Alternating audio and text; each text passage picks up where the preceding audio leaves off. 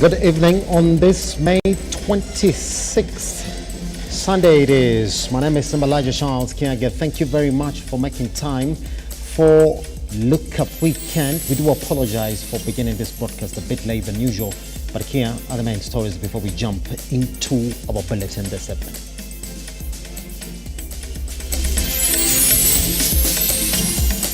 Tonight on Lookup Weekend, mimi na rais tunafanya kazi nzuri, tunapendana, tunapanga kazi yetu. Amenipatia kazi mingi, hata ingine inanishinda.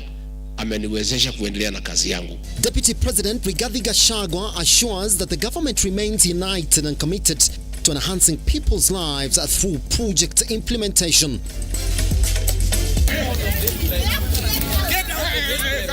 Drama and chaotic scenes erupt at the Anglican Church of Kenya in Kitengela over disputed elections. Femicide Count Kenya reveals that 504 women have been murdered between 2019 and 2024.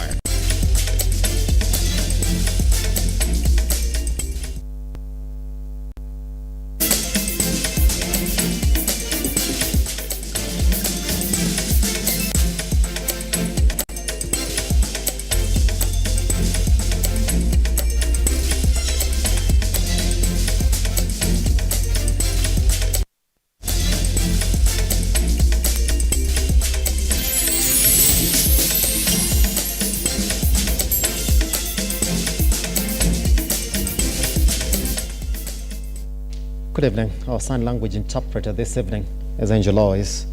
Deputy President Gachagua has affirmed that his relationship with the President William Ruto is strong and that they are collaborating effectively. Speaking in Kesses constituency, Uasin Gishu County, Gachagua emphasized that the government remains robust and is making significant strides in fulfilling its promises to Kenyans. Despite rumors of division in the Mount Kenya region, Deputy President Gachagua said that the government is stable and fully committed to implementing projects and programs to improve lives of the citizens. Nyuma ya rais wetu William Ruto na nyuma ya na ndani ya serikali ya UDA. Na mimi nataka nimwatangazie ya kwamba tumeendelea vizuri sana. Wale watu yote walikuwa nje ni yote nimeleta pamoja na ninaendelea kuleta pamoja. Speaking to residents of Kesses Uasin Gishu County, Gachagua mentioned that President William Ruto is fully dedicated to ensuring the government executes its development agenda. Rais William Ruto ni kiongozi wa kuaminika, ni kiongozi mzalendo, ni kiongozi wa kuunganisha watu, ni kiongozi hana ukabila, ni kiongozi wa kuchunga watu wake. Gachagua criticized some leaders from the Rift Valley region who are close to President William Ruto for spreading discord in the Mount Kenya region. Ameniwezesha kuendelea na kazi yangu. Kwa hivyo serikali yetu iko imara, tunaendelea na kazi. Furthermore, Gachagua urged leaders from the Rift Valley region to focus on helping President William Ruto fulfill his campaign promises, stating that politics will delay the development agenda. Mimi na rais tunafanya kazi nzuri, tunapendana, tunapanga kazi yetu. Amenipatia kazi mingi, hata ingine inanishinda. John Matava, Lookuptv. Tension and disorder unfolded during a church gathering at the Anglican Church of Kenya, ACK, Holy Trinity in Kitengela, as two opposing groups of worshippers clashed over contested elections held 2 months ago. Agitated congregants clashed over control of the church service, ensuing confusion and commotion, leading to the departure of some worshippers midway through the service. Sunday, a day that all faithful across the world are thronged to church in numbers for worship. For ACK Trinity Church, however, things turned sour after two sides disputed the results of a church leadership election which was held 2 months ago. One side, the results were rigged. The other side, the results were genuine, free and fair. The men of God therefore decided to exchange blows to settle the scores.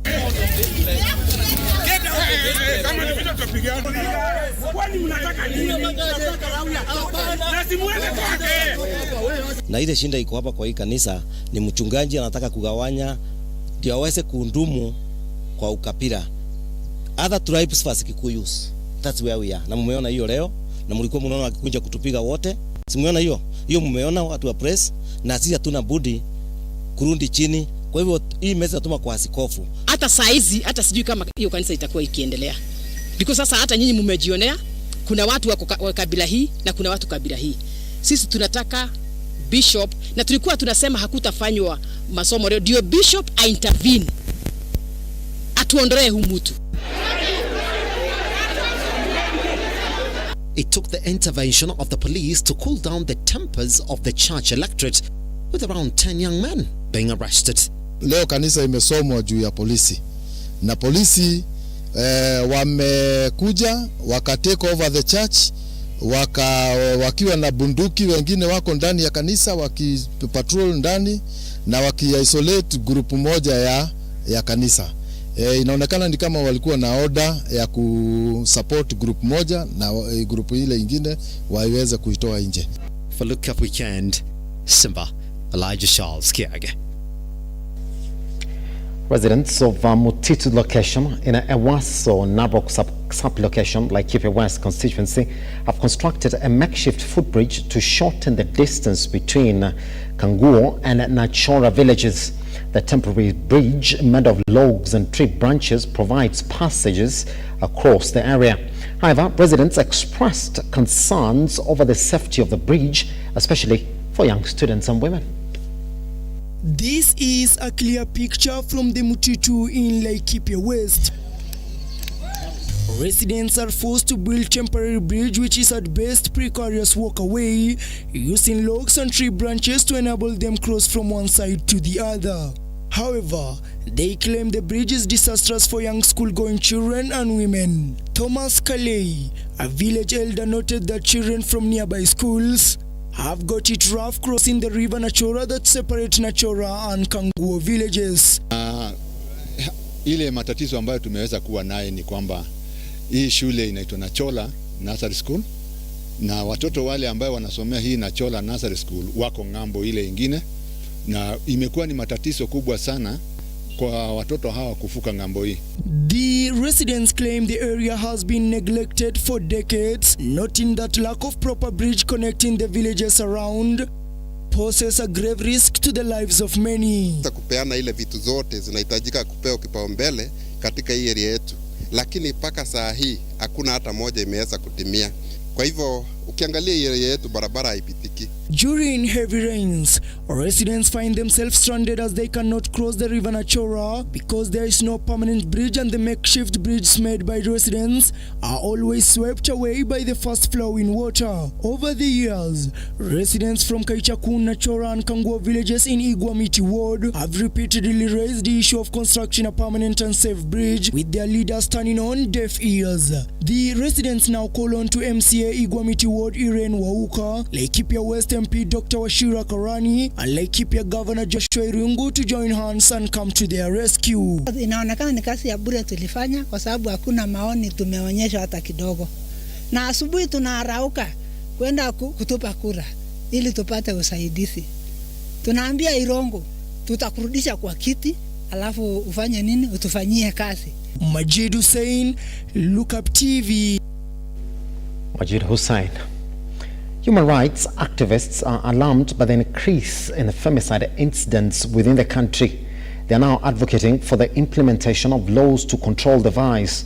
Speaking during the commemoration of International Liberation Day, the activists urged authorities to expedite justice for victims while ensuring the safety of all Kenyans.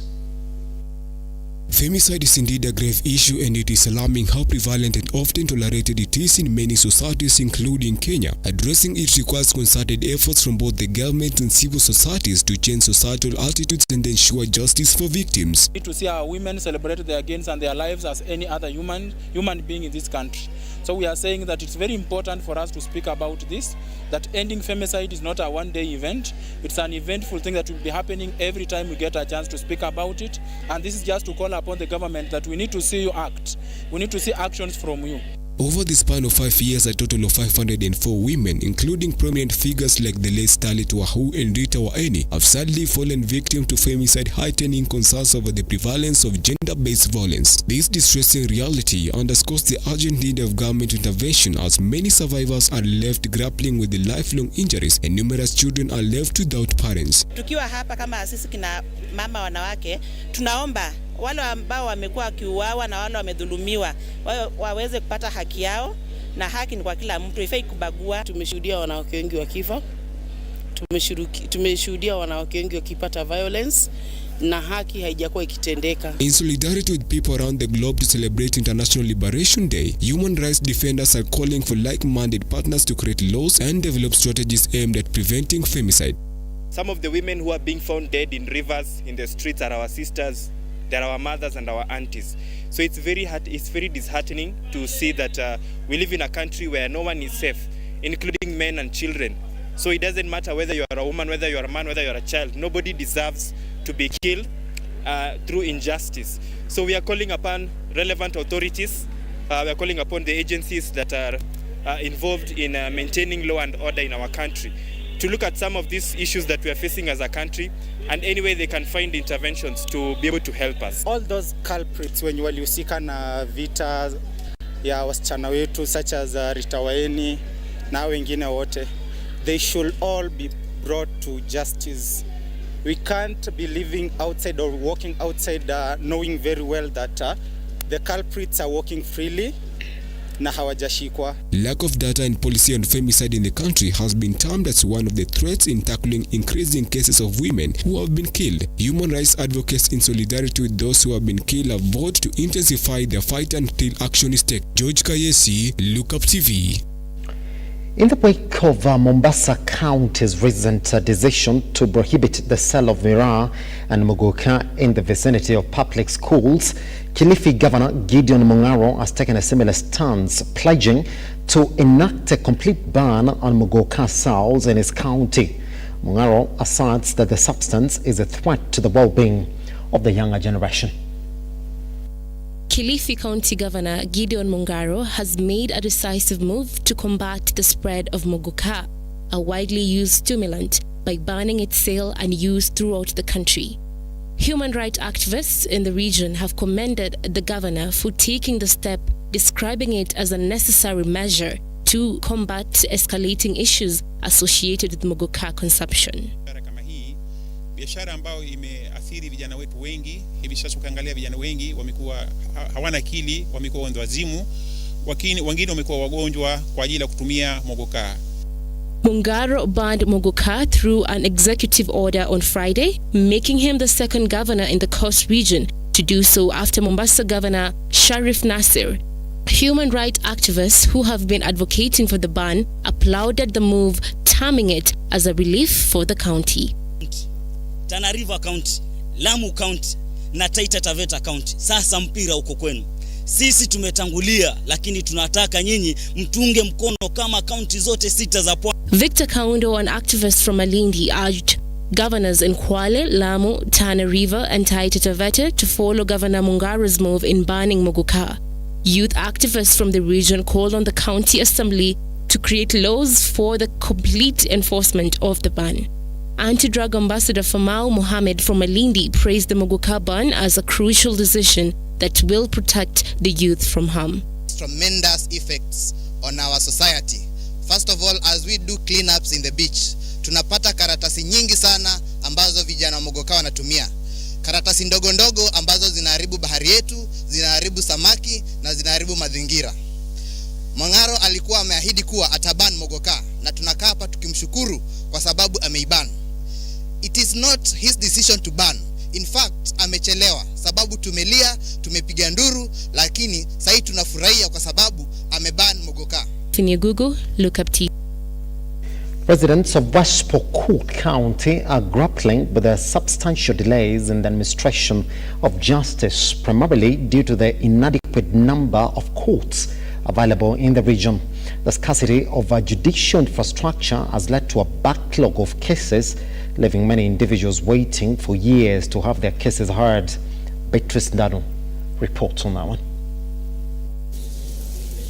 According to local sources, the scarcity of courts has been a long-standing issue in Western Pokot region, with only a handful of facilities serving a population of more than 800,000 residents. As a result, courtrooms are overcrowded, leading to prolonged waiting times for justice to be delivered.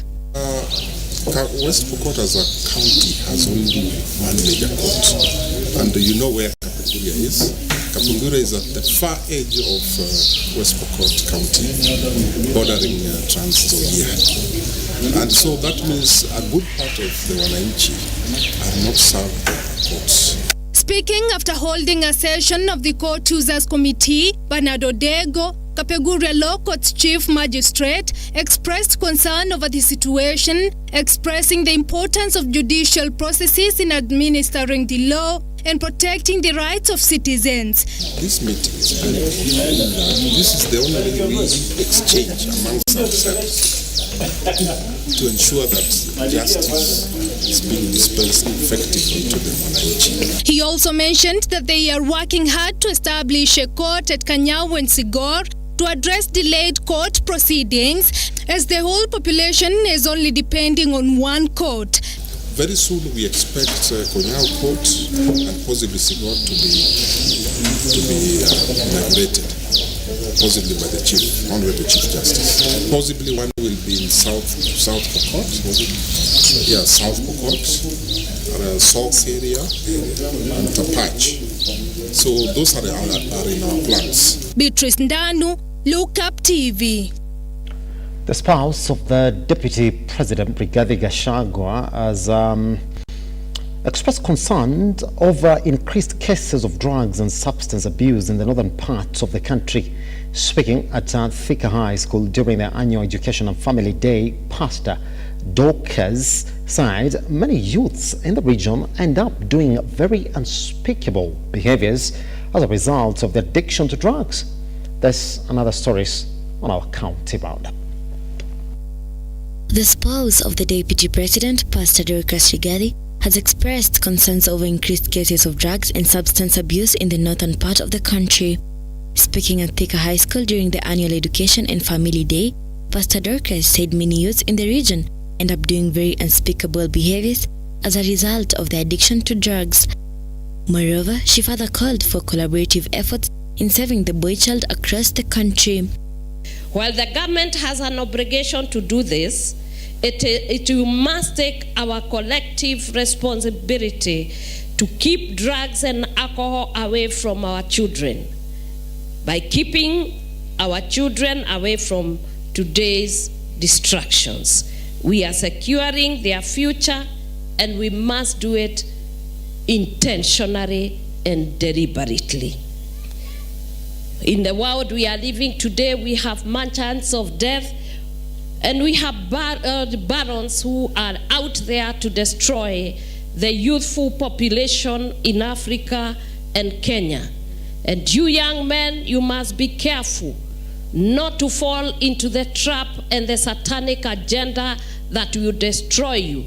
Elsewhere, Kenyans have been urged to plant more trees to increase the forest cover to prevent adverse effects of climate change. Speaking at Tachasis Primary School in Njero, Environment Crusader Wanjiku Njoroge called on school heads to take a leading role in the national exercise by planting trees in the homesteads and school compounds. Sisi kama Planet Patrons kwa yale tumeona kwa mazingira, ile mvua yenye imekuwa, mafuriko yenye imekuwa, kwa hii mwaka tulikuwa tumeplan kupanda at least 1 million trees, but now we are going to do slightly more. We are yet to sit down with my team and agree, and probably tunapanga kuongeza zaidi ya vile tunafanya. Kawaida yetu tunafanya kazi na watoto. Ukiangalia sijui kama watoto wetu wanaonekana, tunafanya kazi na watoto kwa sababu watoto ndio kesho yetu.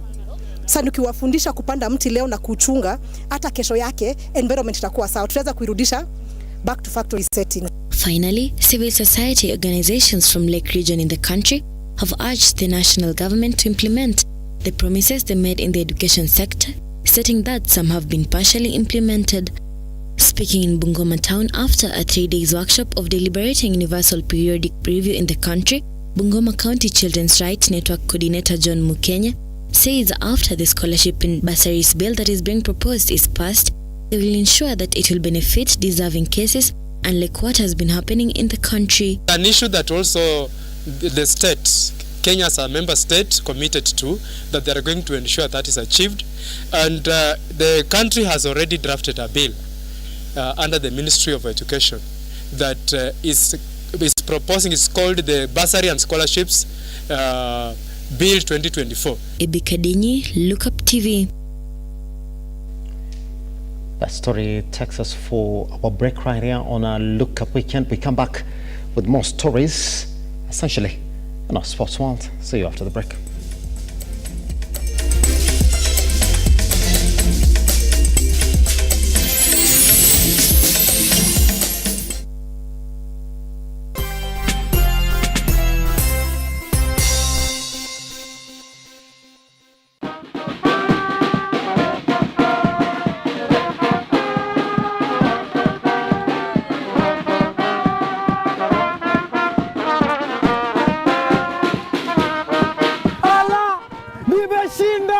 Nimenyakua mita na loto!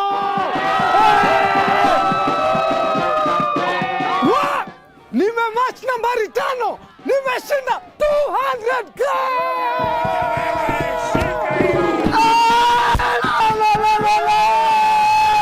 Nimeshinda! Nimematch nambari 3 na nimepata pesa! My God! Nimeshinda! Nimeshinda! Nimeshinda bonus shopping voucher!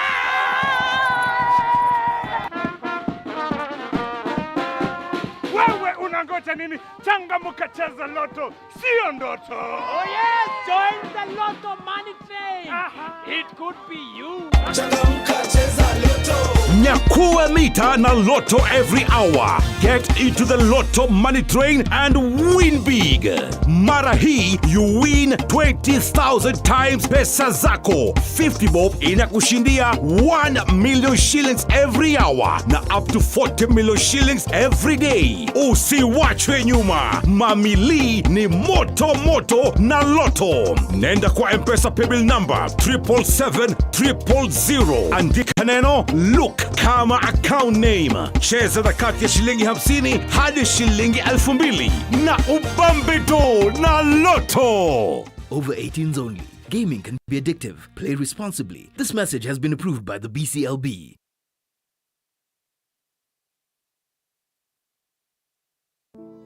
Save a Life is a non-profit organization that has taken the front line in transforming lives in the entire country. So far, we have transformed the life of over 100,000 people through our programs, which include medical support, youth empowerment, street family program, feeding program, and climate change. Join us today as we transform lives. As we always say, service to humanity is service to God. Save a life, transforming lives.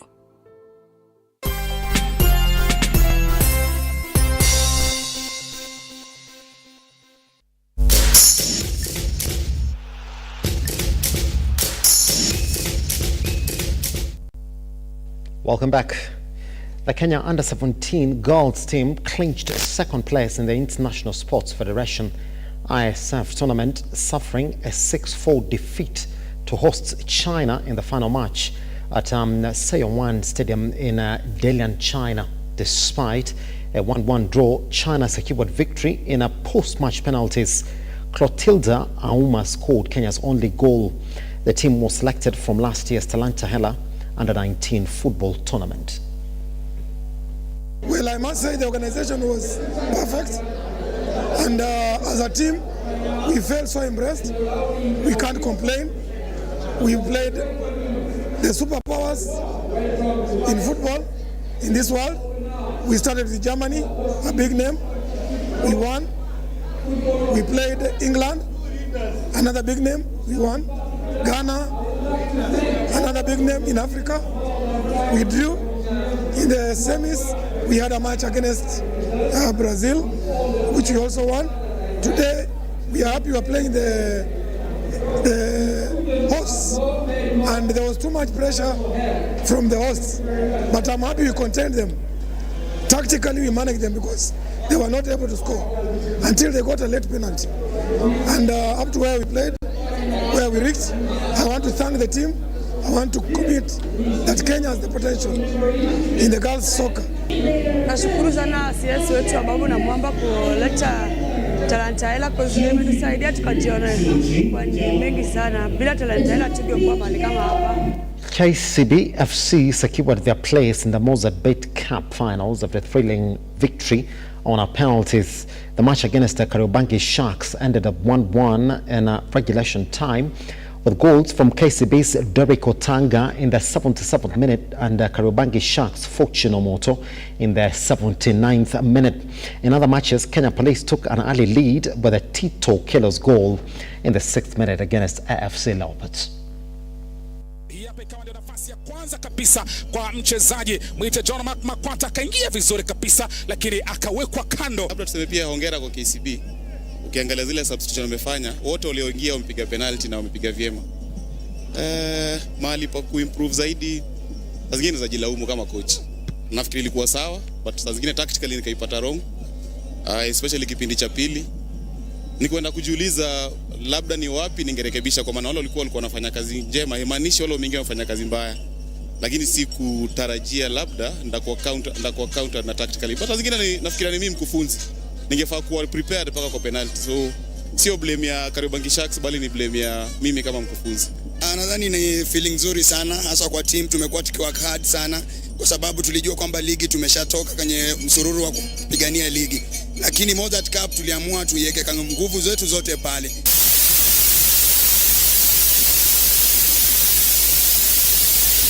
Two-time Olympic champion Eliud Kipchoge has set his sights on breaking the World Olympic record in Paris by securing his third consecutive marathon gold medal. Speaking in Nadi County, Kipchoge expressed confidence in his preparations as he aims to achieve his best time and at this year's Olympic Games. Kipchoge will face his long-time rival Kenenisa Bekele from Ethiopia. The 2024 Olympic Games are scheduled to take place in Paris, France, from July 26th to August 11th.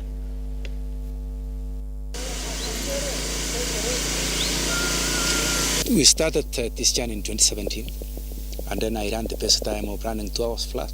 2018, I ran a world record. 2019, I ran under 2 hours. I've won over 13 world major marathons. The training is going on well. It's really going on in a good way. Yesterday I was given last night I was given a very good hold best of luck by the Isuzu with a very big symbol by our artist AC, and that's a huge motivation to me.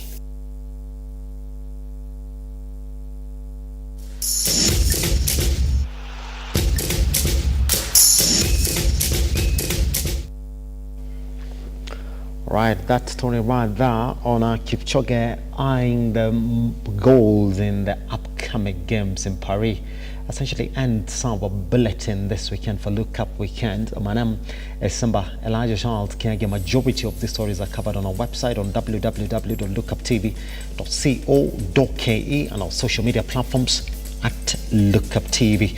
Our sign language interpreter this evening has been Angel Eyes. I'll see you tomorrow for the morning lift. Good night.